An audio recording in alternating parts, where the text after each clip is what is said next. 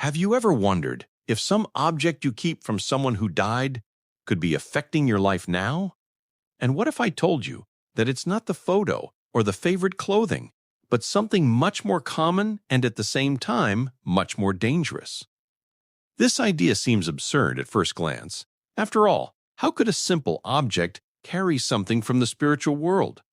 But the truth is that many people live unknowingly with a kind of invisible bridge toward memories, energies, and even presences that should no longer be here. This is not cheap superstition, nor stories to scare children.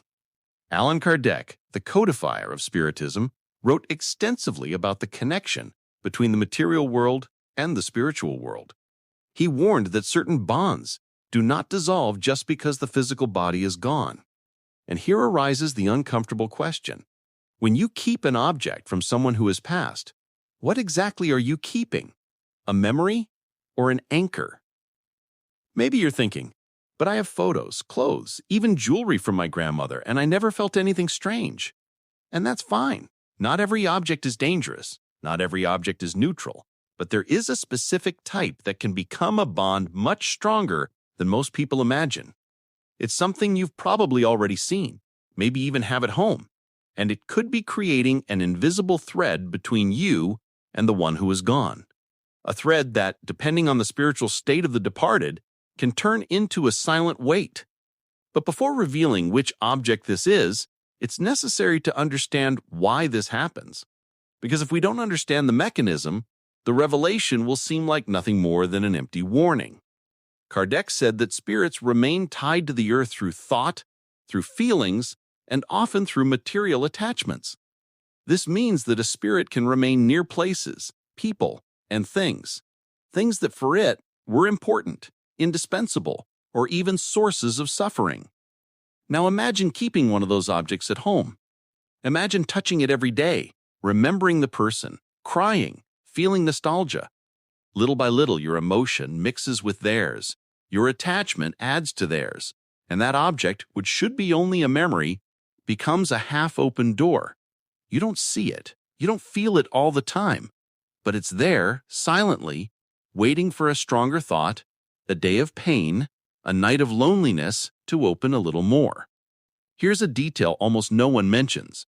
The photo, which many believe dangerous, almost never is the problem. A photograph holds memory, not energy. It is an image, a static impression.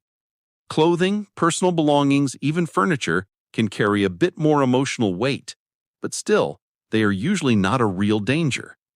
What Allan Kardec and other Spiritist scholars point to as a delicate matter is tied to something more intimate, something we often don't even think of keeping, but that some families insist on preserving. It's at this moment that many people begin to feel a chill. Because deep down, we all have that sense that some things shouldn't remain, that some things seem to retain the presence of the departed, as if that person still had 1 foot here and 1 foot there. And that's exactly why today's conversation is so important. Because maybe without realizing it, you're living with one of those things right now. Maybe it's time to pause and think about all the objects you've kept from someone who is gone. Do you feel peace when you see them? Or do you feel a weight, an unease, a sadness that never seems to pass?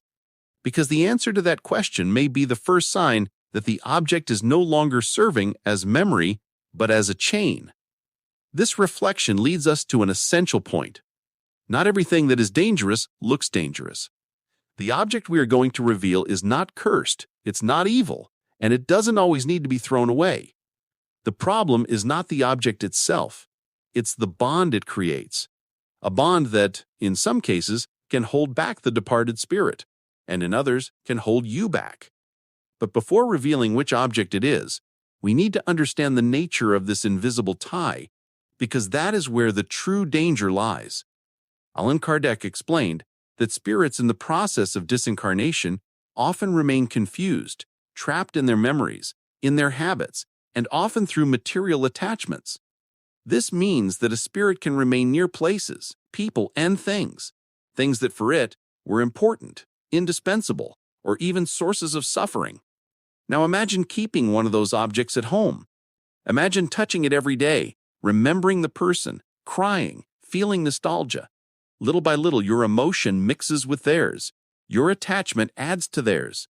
And that object, which should be only a memory, becomes a half-open door. You don't see it. You don't feel it all the time. But it's there, silently, waiting for a stronger thought, a day of pain, a night of loneliness to open a little more. Have you ever heard stories of houses where things never seem to move forward? Where everything seems heavy, as if time doesn't pass? Many times it is not the house, but what or who is being held back. And many of those stories begin with an apparently harmless object, kept with the best of intentions. Maybe you're thinking, okay, but I want to know now which object it is. And you're right to know this. But it's important that you first understand we are not talking about bad luck, curses, or horror stories. We are talking about emotional and spiritual bonds. Because once I tell you which object it is, you will never look at it the same way again. Think of the final moments of a loved one. Think of the last days, the farewell, what was nearby. Now think of what remains: clothing, photos, documents, keepsakes, and something else. Something that carries a weight few notice until it is too late.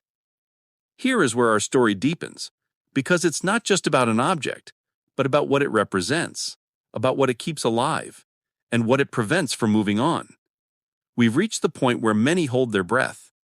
The object we are talking about is not rare, not a collector's item, not a mystical artifact.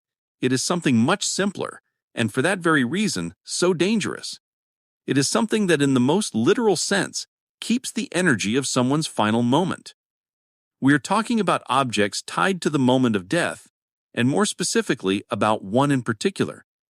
The wedding ring they were wearing, the engagement ring, or any intimate item they had on their body at the moment of passing. It may sound exaggerated. It is not.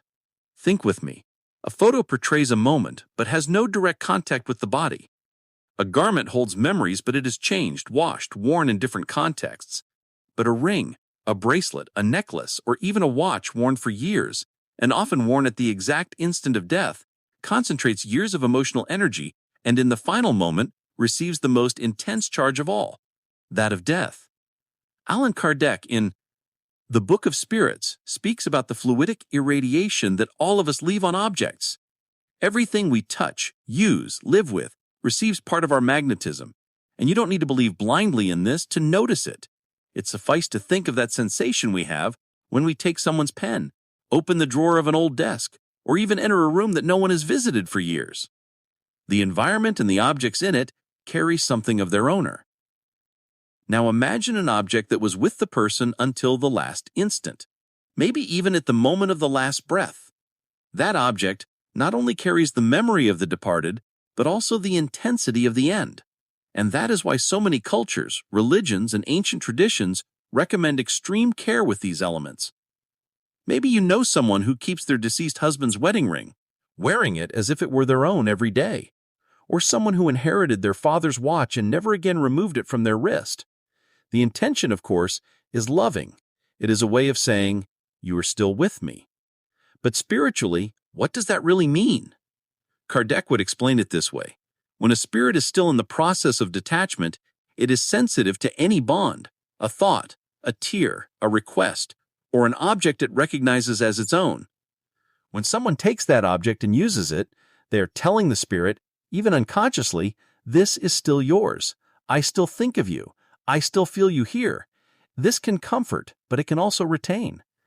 You may be thinking, but I know people who inherited rings, necklaces, and chains and live well. And yes, and that is possible, because it all depends on the emotional state of the wearer and the spiritual state of the departed. If there is peace on both sides, if there is detachment, the object becomes a simple symbol. But if there is pain, longing, excessive attachment, the object ceases to be a symbol and becomes a chain.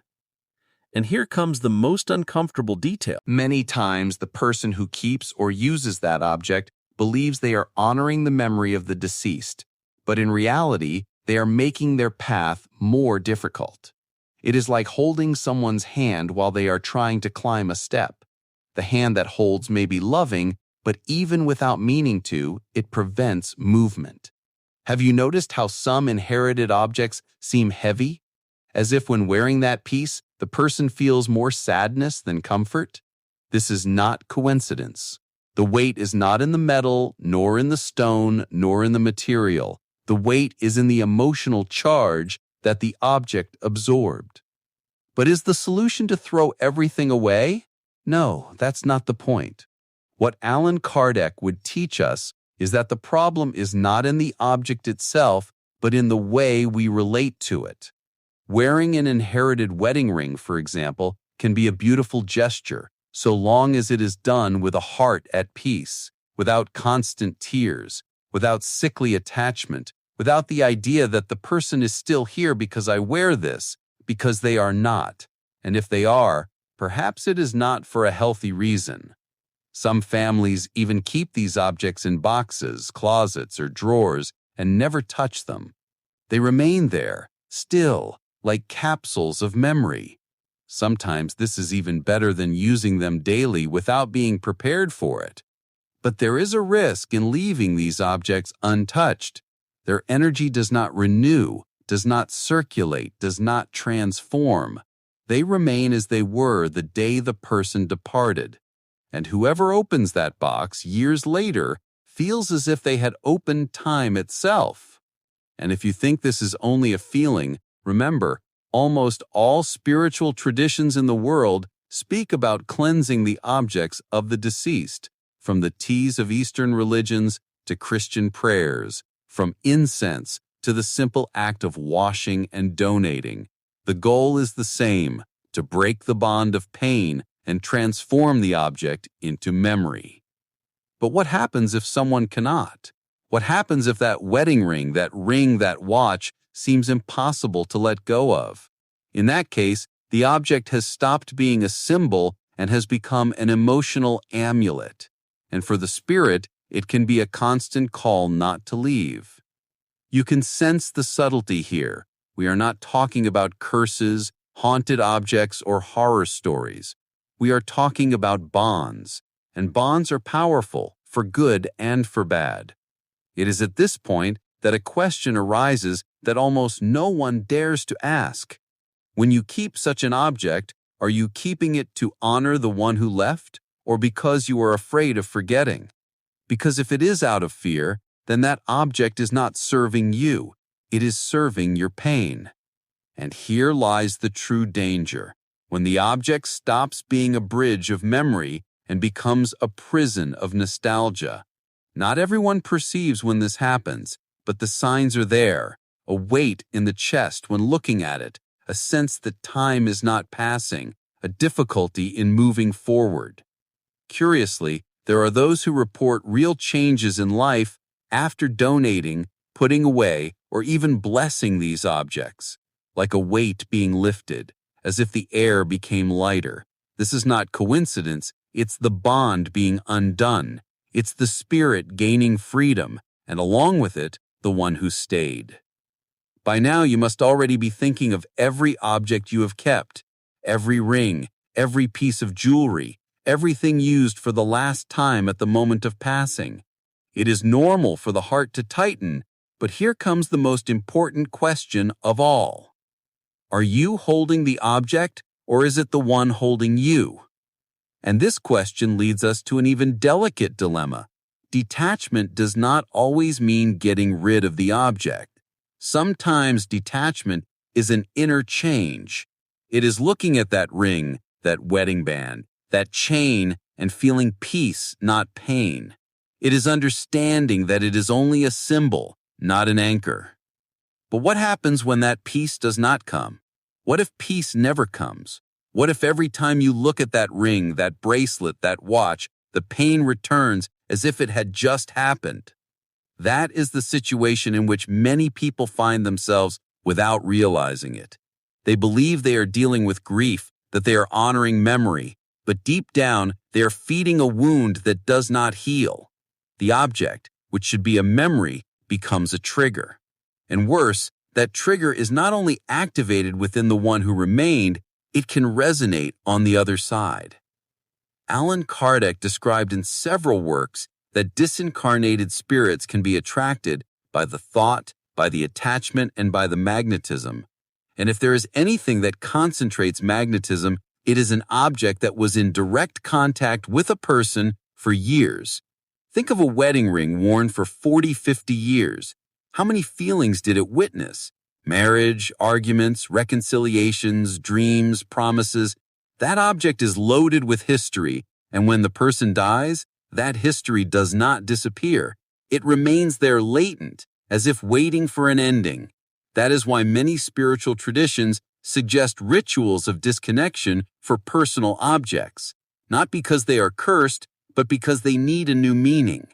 A wedding band can be transformed into a medallion. A ring can be passed on to someone else. A chain can be placed on an altar. The point is, the object needs to be re-signified so that it ceases to be a point of pain and begins to be a point of peace. But what happens if this does not occur?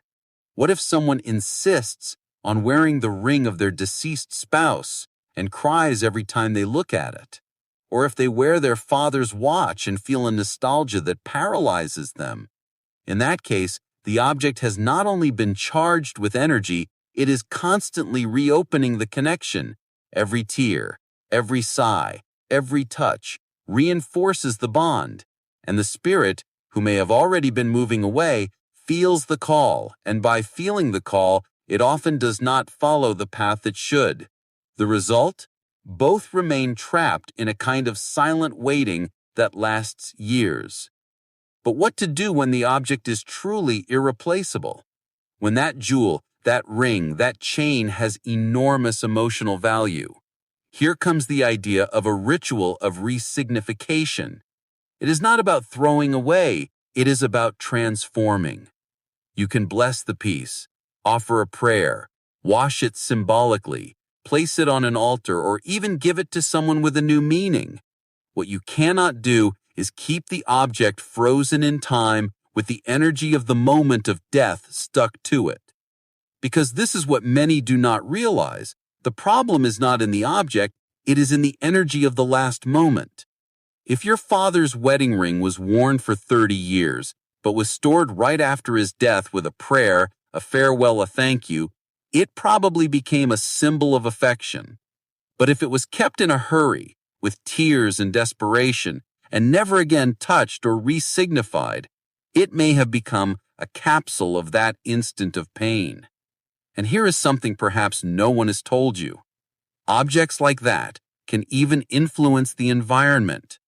Houses with many charged pieces, without cleansing or ritual, often have a denser atmosphere, not because there are ghosts wandering, but because there are unprocessed memories, unreleased feelings. Maybe you've already entered a house like that, a place where the air feels immobile, where everything is too quiet. Many times it is because there are boxes and drawers full of objects that still hold someone who is already gone. And every time someone opens that drawer, that energy breathes again. And what does that do to the one who remained? It creates a cycle. You take the ring, you feel sadness, you reinforce the bond. The spirit feels the nostalgia, comes closer, feels trapped. You sense the presence, cry more, reinforce again. It's a cycle that no one notices, but that consumes the energy of everyone involved. That is why Allan Kardec insisted so much on detachment, not as coldness, but as an act of love. Detaching from an object does not mean forgetting it, it means freeing what is trapped in it. It is saying to the spirit, I love you, but you are free. And here, perhaps, is the question you did not want to hear, but need to ask yourself. Are you holding that object because it comforts you, or because you are afraid to let it go? Because if it is fear that guides you, then the object is no longer a symbol of love. It has become a burden. And it is at this point where the object becomes truly dangerous. Not because it will bring bad energies or curses, but because it keeps you in a state of endless mourning without you realizing it. Perhaps at this moment you are thinking about a specific object, a wedding ring, a bracelet. Maybe it is in your drawer. Maybe you wear it every day, And perhaps deep inside, you feel that something in it holds you back. What to do then? What to do when an object carries so much to the point that you feel afraid to let it go and afraid to keep it? That is the question that leads us to the most delicate part of our conversation, because it involves a choice that only you can make. But before reaching that point, we need to face one last mystery. Is that object standing still? Or each time you look at it, is it still building a bridge to the other side? We have reached the final point of this conversation, that moment when all the pieces begin to fit together. You already understand that the most dangerous object you can keep from a deceased loved one is not the photo nor a piece of clothing, but those intimate items worn on the body at the time of death, especially wedding bands, rings, chains, watches, objects that witness the last instant and therefore carry an emotional and spiritual weight greater than we imagine. But the big question is not only which object, but what to do with it. The answer, however simple it may seem, requires courage, because it is not just about a physical act, such as putting the piece in a box or giving it to someone else. It is about an internal gesture, an act of detachment. Allan Kardec spoke about the breaking of earthly ties as a process both for the spirit and for those who remain. That is, just as the spirit needs to detach from the material world, we also need to detach from certain objects that unintentionally hold both of us back. However, detachment does not mean forgetting. It does not mean throwing away. It means transforming the meaning of that object. It means looking at that wedding ring and saying, I honor the memory you carry, but I do not need to hold you as if that would bring the person back. It seems obvious, but in practice, it is one of the greatest emotional challenges we face after a loss. What many do not perceive is that the danger lies precisely in the unconscious use of these objects. When someone wears the deceased's ring and thinks of them every day while crying, wishing they would return, they are unknowingly sending a constant message to the spirit: stay. When someone keeps the piece in a drawer and never touches it, out of fear of facing the pain, they are leaving the energy of that moment stagnant. That is why the first step is to bring awareness. Take the object, look at it, and ask yourself, what do I feel when I touch it? Is it peace? Is it a healthy nostalgia? Or is it a weight, a pain that holds me back? This simple question can be revealing. If the object gives you serene comfort, it has already been re-signified. But if it makes you relive the loss night after night, then it still carries more than it should. And what to do in those cases? There is a path that many traditions, including Spiritism, suggest. The spiritual cleansing of the object is nothing mystical or complicated. It can be a moment of prayer, a symbolic gesture of gratitude, a candle lit in tribute to the deceased, a sincere conversation saying, I release you. I go on, and I want you to go on too. This gesture, however simple it may seem, changes everything, because it is not just about the object, it is about the intention you put into it. Some people wash the object under running water while praying. Some donate it after a moment of farewell. Some transform it. The wedding ring becomes an earring, the ring a medallion. The chain acquires a new use. What matters is that it ceases to be a bond of pain and becomes a symbol of love, a love that frees, not that imprisons. But here comes a warning.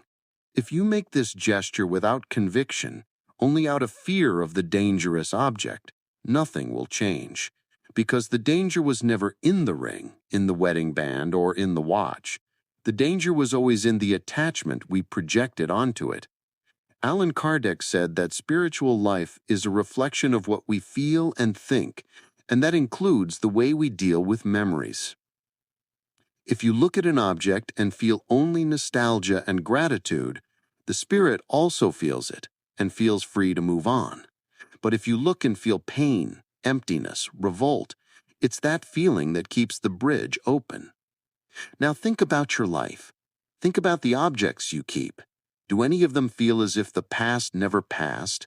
Do any of them seem to carry a weight you can't explain? Maybe it's time to face that, not to throw anything away, but to transform.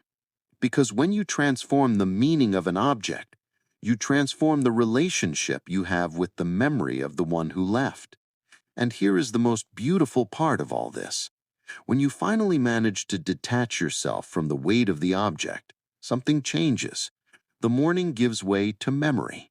The nostalgia becomes lighter, and many people report a sensation of peace, as if they had released someone who was trapped and somehow released themselves too. Perhaps you're thinking, but I can't. I can't even touch the wedding ring, nor think about donating it, nor change anything. And it's okay to feel that. Detachment doesn't happen overnight, but what you can do now is take the first step. Recognize what you feel, admit that the object carries a weight for you, and start to think about how that weight can be transformed into something lighter. There is no right or wrong here. There is only an invitation to look at the objects you keep from the one who departed and ask, is this helping me to live, or is it holding me in the past? This reflection alone is already an act of liberation because it takes you out of the automatic mode of keeping, using, crying, without ever thinking about what that really means. And if you decide to take the next step, re-signifying, cleansing, donating, transforming, you should know that this will not only be a material act, it will be a spiritual act, because in some way you will be saying to the one who departed, I love you, but now you are free. And in the end, that is the greatest gesture of love that exists, to free those we love and to free ourselves as well.